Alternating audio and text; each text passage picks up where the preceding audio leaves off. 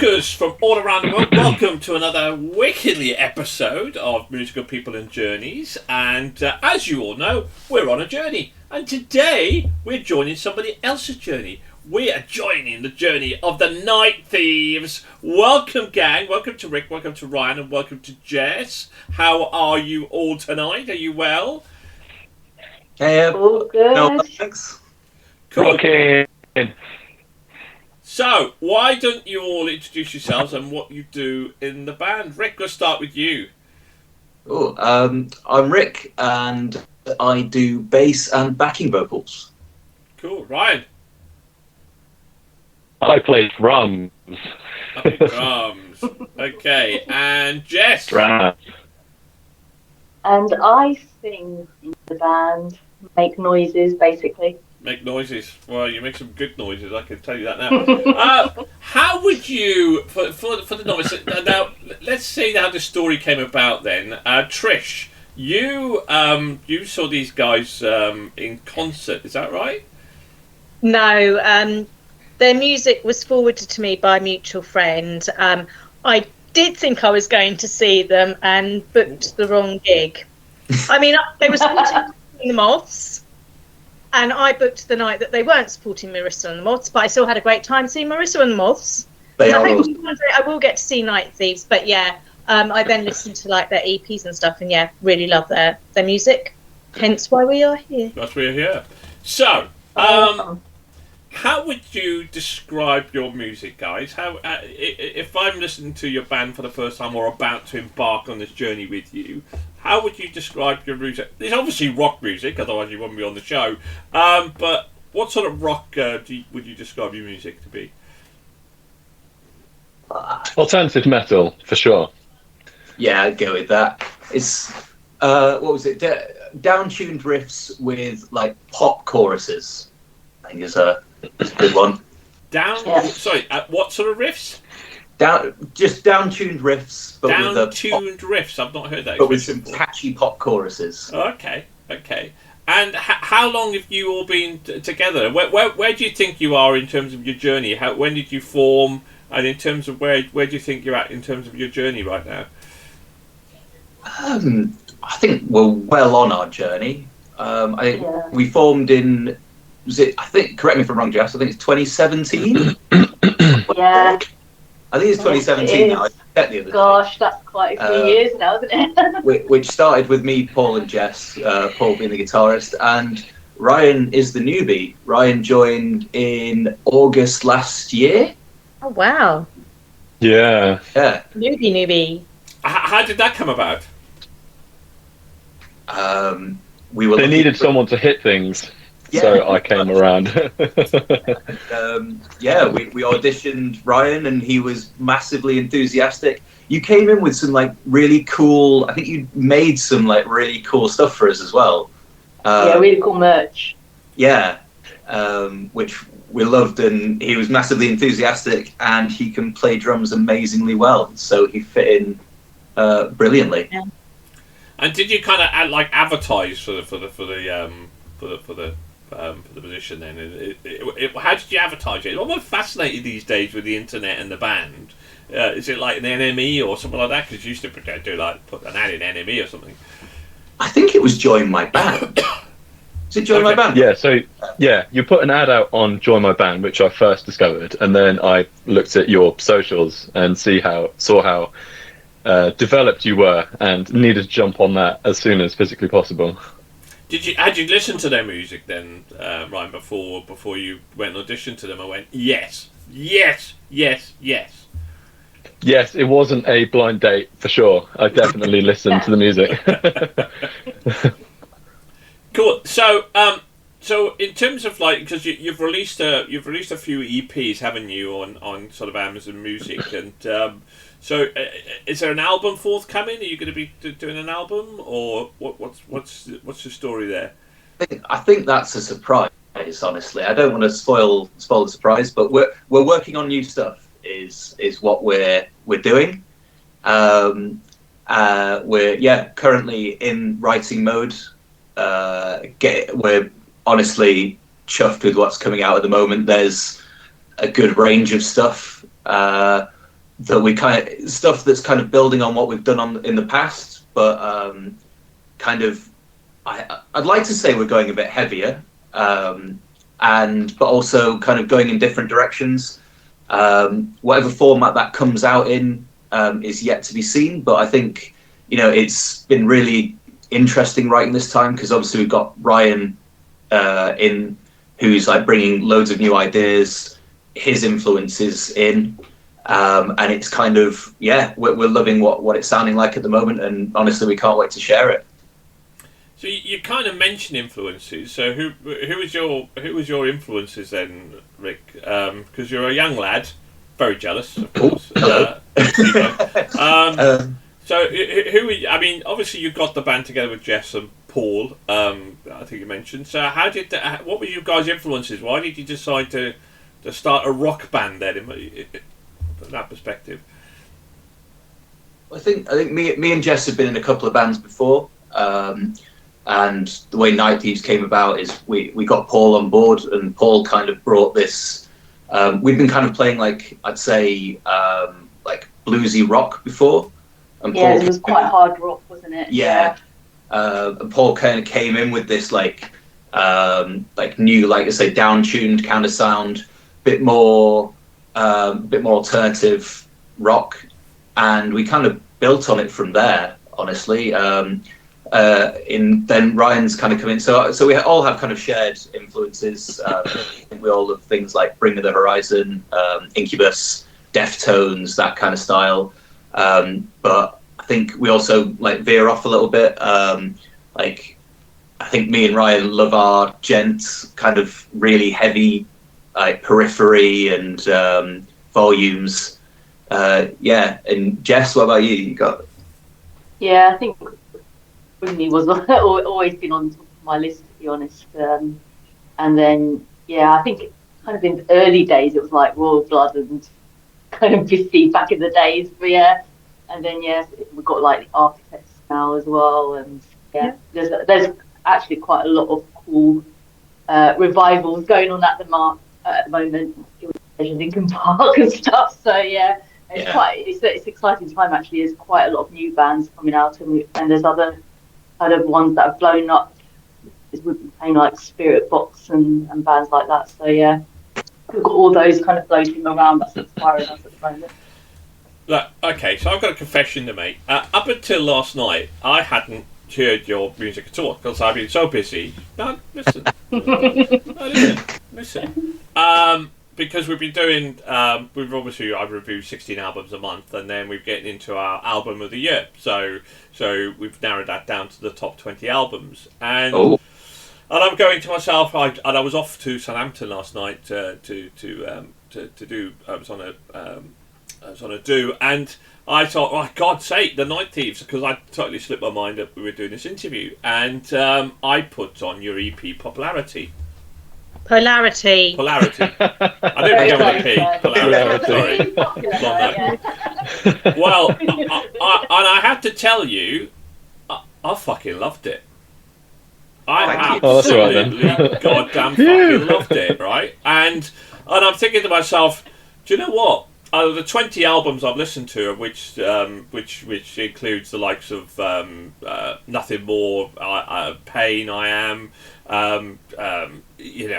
my favourite band, which is Visions of Atlantis, Spiritbox are on there.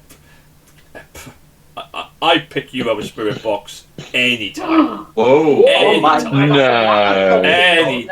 Any day. I don't particularly. The point is, I like my rock heavy and melodic, and with that, and I was interested to see your down tune because you had a beat to it. It felt like pop, but it wasn't pop, but it had that sort of riffs kind of to it. And I don't do metalcore. If it's screaming in it, why? What's the point? Jess, you've got an amazing instrument, an amazing voice. Don't go screamo on me, please. Don't do it. Just don't. I mean, you can do a little bit, up to maybe 5 to 10% of my threshold. But just don't go down the Spiritbox route, okay? And I'm thinking to myself, do you know what? If it was an album of this quality, and you wouldn't be far off and potentially in what I would think it would be my top 20, and certainly you kind of be pushing that as well. So I was really impressed, I have to say. It was absolutely fantastic. So thank you. So very, very, very, very good. So that's why I'm pushing. Get a bloody album out, and then we can review it and see what the rest of the crew. Mind you, saying that, my crew, sometimes I put an album into the metalcore side of things, thinking, oh, it's got a bit of metalcore, and they go like, meh. You go, what? It's just like, it's melodic metalcore, they don't do it. So, incredibly impressed. And I absolutely agree with everything you said. It was, your vocals, Jess, were very, very clear, very strong, very powerful. Drumming was on point, and guitar work was not bad either. Rick was alright, but Oh, that's all. I'm joking. No, genuinely. I'm not just saying that because you're guests on the show. Because I just wouldn't say anything. Really impressed. Very, very good. Very, very good. So, when you were growing up, there, Jess, right? Okay. And did you always want to be a singer? No, I wanted to be a vet. I loved animals, and I still do love animals. I didn't realise at the time that would involve blood and surgeries and stuff like that. I just wanted to be here for them. So, when I realised the realities of things, I probably shifted over. I was always quite an artistic person. I was first into like art and stuff, and then I sort of got into playing instruments. So, I'm like a jack of all trades of doing instruments badly. Piano is probably the one I get away with. Do a bit of guitar. I did a bit of bass. I haven't got it round to drums yet. I don't think I will. I'm pretty badly coordinated. But in my teens, I did start to sort of get into music and composing and all sorts of stuff. But just now I've sort of landed into singing, I guess, as a singer-songwriter. But when did you first? How old were you when you first thought, God, I got some pipes on me, I can sing? Oh my God, I never thought like that, to be honest. My confidence is so like, I never thought like that. I was just like experimenting with all sorts of things, to be honest. And even now, I'm still in that phase of like kind of experimenting. And I guess I kind of it's more about enjoying it for me, to be honest.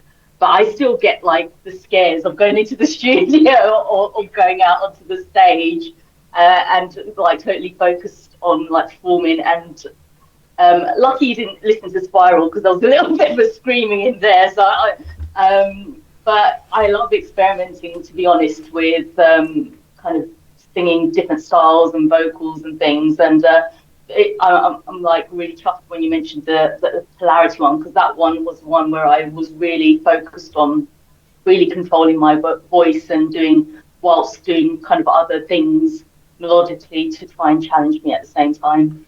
But it must have become a point. Was it Rick or somebody that said to you, "Let's put you behind a mic and you can sing in a band"? I mean, what was that point? I did perform in some school concerts, so maybe that was the beginning of the journey, and luckily nothing went wrong there. So I guess nothing too traumatic that kind of made me carry on. But I think I got into the singer-songwriter kind of mode in my teens, and I think that's probably what sort of pushed me onto the journey. And it was always going to be rock, or were you writing other sorts of, or were you just writing lyrics?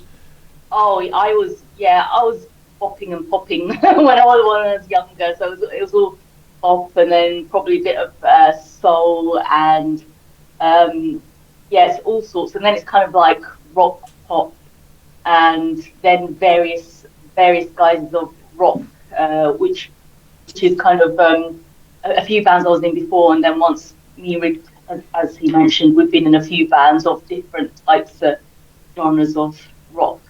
But I think now in Ignite is probably the heaviest I've done. How about you, Ryan? Did you always want to be a drummer? Not always, no. I knew when I wanted to be when I watched someone whilst I was at a church, and just everything unraveled from there. I loved gospel chops. I started playing into some of the greats, so like Steve Gadd, Dave Weckl, Neil Peart, for example, and just started to really try and gauge their drumming and try and develop myself from watching them, etc. And then I transcended down the road of metal and really just evolving in terms of my playability and style and articulating my ability to play toward that genre a lot more. And here I am. Cool. How about So yeah, I'm gonna start. It's the instrument for me. I think mine might be the most articulate drummer that I've ever interviewed there. So, Rick, how about you, my friend? Always want to be a guitarist, etc. Bass. I was. What did I do? I ended up. I got into bass really randomly. Like, I remember my dad had like, I can't remember. He'd like bought a really cheap bass guitar and had it, and one day I just like nicked it and put it in my room and started playing when I was about 14, 15, and I kind of kept doing it. And I ended up going to uni, and because there were not many bassists, I ended up playing in everything from like rock bands to like big band jazz, and just kind of just got loads of experience there and just kind of enjoyed what I played. I moved down to London after uni and kind of just kept going in rock bands. Just great fun. So look, we're at the segment of a show that if I ignore her, she'll WhatsApp me, right? And like, oi, don't forget me. Oi. We come to the Trish section of the show, ladies and gentlemen. The one that people always tune into. Trish. Oh, right. Trish, I win. Trish, ask your questions. I'm going to ask my questions. How did you choose the name of the band? Oh, that's actually a very long and uninteresting story. Basically, we didn't know what to call ourselves when we got together, and there's somewhere in the bowels of everyone's phones is just a WhatsApp conversation of hundreds and hundreds of ideas, and it is literally just someone going, "What about this?" and then no, and what about, and then someone going, "What about this?" and no, and it is weeks worth of WhatsApps until I think Night Thieves was the one that eventually we got together and went, "Do you know what? We all like that one." And there it became. And there it stuck.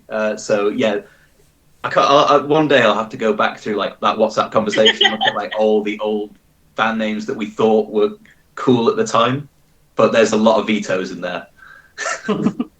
How do you go about writing your songs?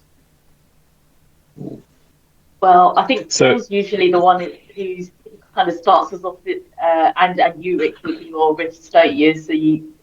So with the guitar and bass, I think those guys tend to kind of start off the ideas with a couple of riffs that the rest of us then sort of... The music comes first.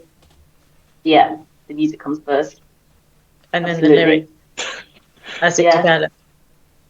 Yeah, I usually, the melody will come in afterwards, and it's usually me kind of singing rubbish at first until some ideas start to come up, and then everyone's kind of brainstorming ideas for that. But yeah, that's the way it goes.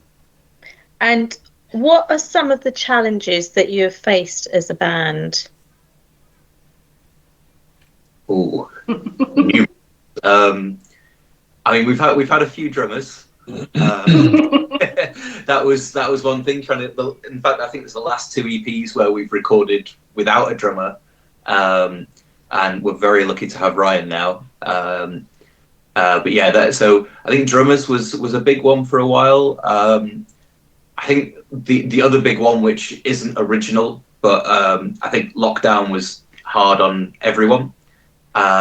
We managed to write Spiral in that time, but it was very disjointed and there was a lot of doubt in there, just because we couldn't get into a room and like normally do things.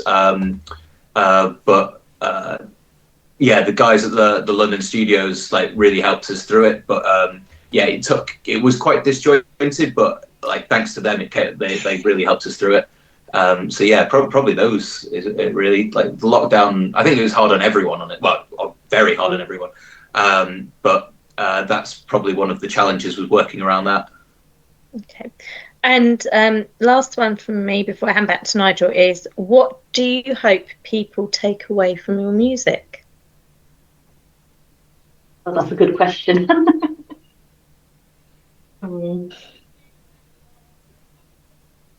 For me, it's as long as someone enjoys it. Honestly, there's nothing better than someone coming up and saying, like, we just love what you're doing. And if it, saying, like, you've, if someone says, like, we've inspired them, that's amazing to hear.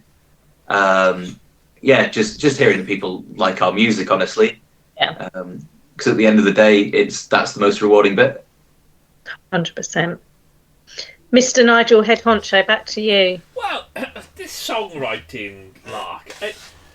I watched Rocket Man the other day, and with Bernie, and this amazing duo, obviously with Bernie writing the lyrics, and then Elton John getting the lyrics, and then putting the music to the lyrics, and having some of the greatest songs ever created. And I don't understand how people don't follow that process, really, because, like, you write a good song and then you put the music to it, but you guys seem to, and it's not just you, by the way, pretty much nearly every band we interview does it that way. So if you have a piece of music, though, and then you go, I'm going to write some words to that, but you've got to make up the words or the type of theme of the song that you want. And for me, the way my brain works, it doesn't. It drive me mad. I think I'd rather write the words first of all, and then, hey, put some shit hot music to that. Do you ever do it the other way round? No, not really. No. You know why? Because for me, Can I? Yeah, go, Ryan. Can I chime in and say I think it's because there's been a huge technological advancement in the way things work, and people's ability to record things is obviously a lot more readily available now than it was back then. So before, I think you were talking about, well, you'd get into a room and you'd have a jam, right? And then that's how the music would come out. Well, I think it's a lot, obviously, less like that now, surely because, it's just so much more readily available to everyone. Yeah. And you don't have to go to a studio, for example, just to kind of get it down or whatever, or sit round a microphone and get some dirt recording or something of it. I don't know.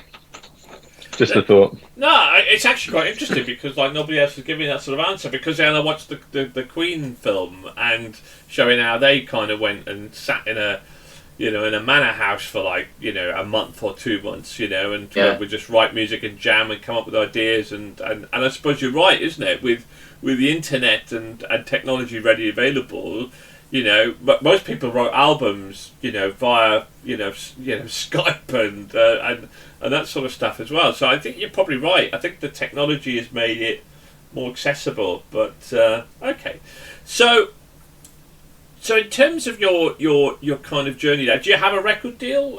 Is that happened yet, or is that something that you are actively seeking? Or I think we're quite happy at the moment. We're unsigned. I think it gives us a certain amount of freedom, to kind of work on things as they come. Not actively looking for a record deal, but never say never. I think it's one of those where, we've never really had that experience, so we don't know what it would be like anyway. But we've always kind of just worked in our own constraints, and when we felt something's ready, we go and record it, and then we're happy to release it.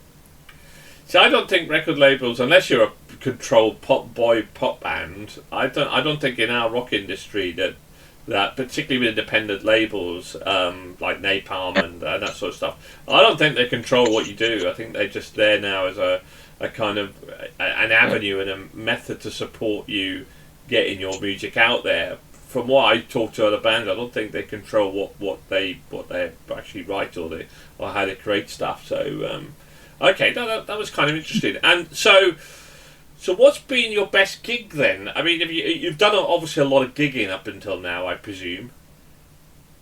So what's been your biggest and best gig so far? The one that I wasn't at. I mean, the recent one with Marisa and the Moths was really awesome. We do actually we're playing this Saturday with them as well in Norwich. Okay. Hopefully that will be the best gig that we've ever played. I don't know. For me, I think there's honestly so many, but I think playing the Black Heart, supporting. I think we supported Hawks at the Black Heart, and it was awesome. It was absolutely packed, and the crowd were amazing. I think that's the one that stuck out for me. Don't know about you guys. Yeah, yeah, I think that those two were really cool gigs, and I quite liked not the one gig, but kind of did a little bit of a tour earlier in the year with Crystalline, and really enjoyed that as well. Kind of hopping to new venues, so that was quite fun for me as well. And Crystalline were amazing tour buddies. Especially, I think the Tap and Tumbler was the one with the biggest crowd, and that was awesome in Nottingham. And What about you, Ryan? Oh, I really liked the last one we did at Club 85, just sheerly because the generous stage, and that was they had a really good crowd too. Just great sound all round. Just a terrific gig for sure. Yeah. But we've got a few upcoming that we hope they'll be good. We've got Maurice from the Moths, and then the week after we're playing Tufnell Park Dome with Chugaboon for their Chugmas, and then we're playing Club 85 again towards the end of the year. So we've got 3 dates before the end of the year that I think are going to be huge. I'm really excited by those. Especially Chugmas. That one is going to be massive. And so, what's the plans for 2025 then? What's in your pipeline? Maybe an album, maybe not. Keeping that under wraps. another EP, maybe. What's your hopes and aspirations for 2025? New There music. will be something. New music in whatever form that takes. No spoilers.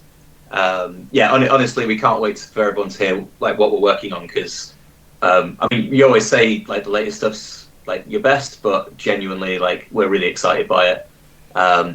Fingers crossed, festival dates and more big gigs. Honestly, just can't wait. Especially playing new tracks live.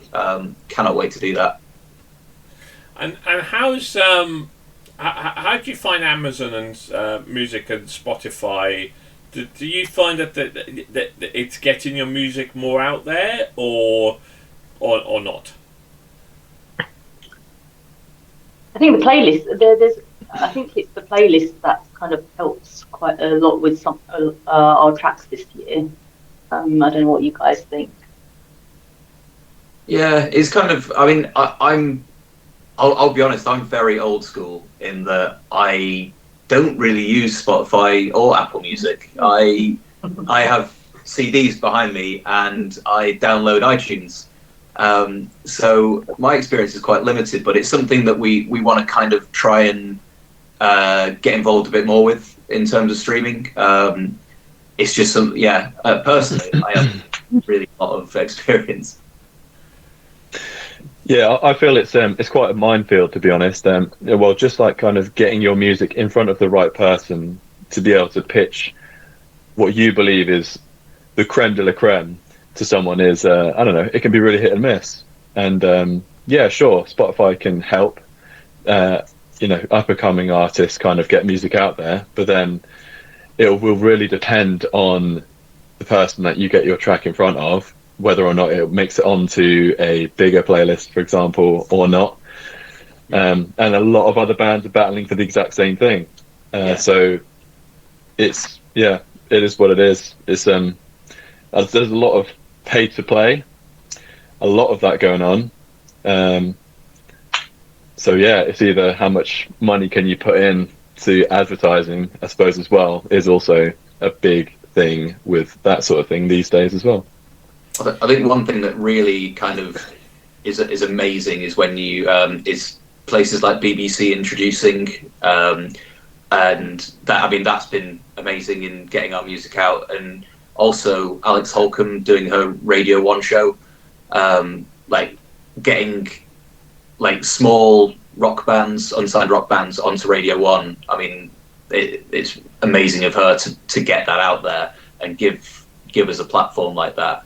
And we've been lucky enough to be on it, but just the fact I've discovered so many bands through that, or through BBC introducing, that things like that really do help and are great to hear.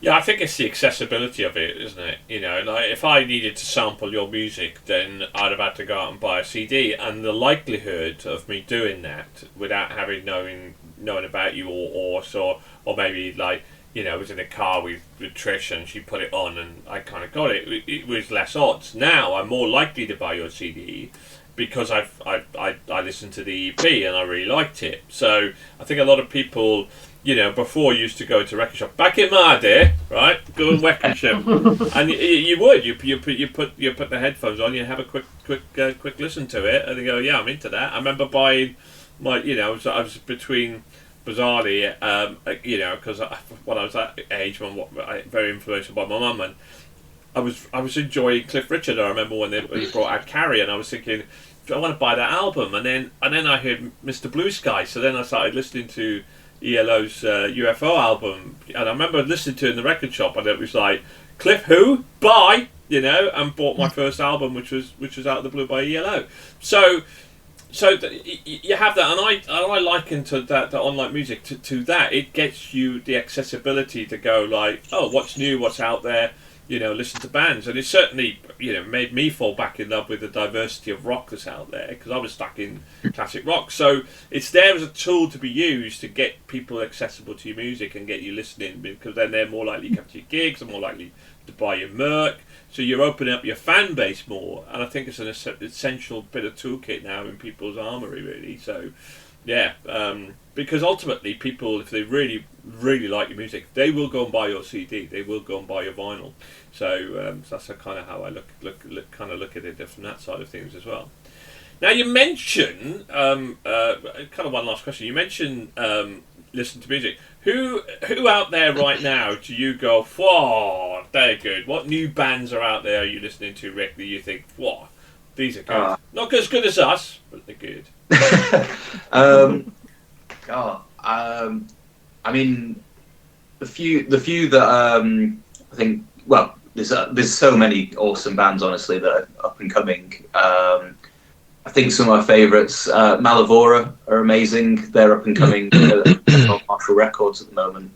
I've just today listened to the new Aramea EP, and they are awesome. Absolutely love them. Their like new metal sound is so good.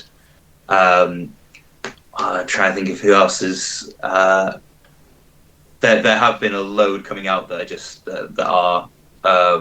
Try to flick through my, actually just checking who is on my recent playlist. There's a band called Gore that are coming out that I absolutely love. They're like Spiritbox and Deftones combined. Okay. I think one other band that I love called Cobra Mouth. They are proper metalcore, but they've just released an EP and they're absolutely awesome. Good to know. How about you, Ryan? House of Protection. They're really good. What else? Let's see. The City Is Ours. They're bringing out some new music. Dream State, obviously. Can't get enough of them. Pliny, that absolute god on guitar, is filling up my playlist, and he will forever fill up my playlist. And you can tell when people are looking at their playlist when they go off camera. So Jess has just done the same. So she's looking at her playlist. I didn't realise. She knows what's coming, right? She disappeared because she's looking at her playlist. Go on then, Jess. I didn't realise I did that. Otherwise, I wouldn't do it. You weren't checking, were you, Jess? No, not at all. No.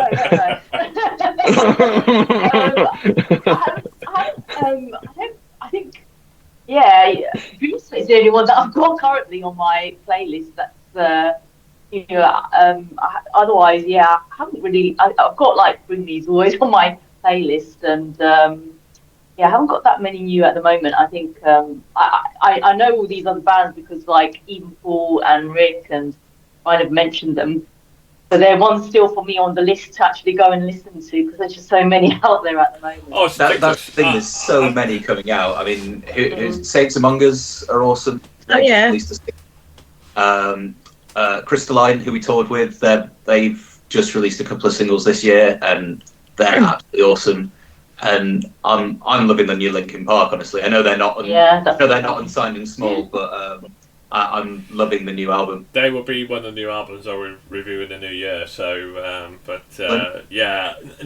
think. Well, listen, guys, it's been an absolute pleasure to have you. Please do let us know if you do release an album, and we'll add you to our review list. We only listen to new albums. We always look forward, and it is difficult accessing all of these new bands. But the amount of new bands we come, and I have to narrow it down from like 40, 50 to 16, and I only can sample one or two songs from each album, and it is kind of difficult. But do let us know. You're now friends of the show, so we definitely review your album as and when you bring it out. And we will definitely let you know. I would certainly look forward to listening to that personally myself as well. So. So, Night Thieves, thank you for stealing the night today. You have made it. You've made it fantastic. Thank you to Rick, to Ryan, and of course I'd tell you honestly, Jess, you are a very, very, very, very good singer. Very good metal singer, and I've listened to it. Bizarrely, I'm odd really. If you'd said to me pre-COVID, before I really got back into rock music, that I would prefer the female rock vocalist, I would have been like, yeah, no, really, seriously? But I do, and I think you're terrific. So, and you, by the way, you're all great as well, but Jess is a bit special. I think he fancies you, Jess. Maybe the voice, Jess. Maybe the voice. Okay, well, there we go. Maybe the voice. My wife better not watch this one there, so there we go. No, brilliant. Thank you very much. I love you, Rick, and thank you so much. Yeah, look forward to hearing your new stuff that comes out when it comes out. Have a great Christmas. Okay, keep on going your trajectory. I think you're going to make it, and if you keep on doing what you're doing, I think you're going to do really well. So, but thank you very much. Anyway, that's us over. Good night to everybody, and keep on rocking.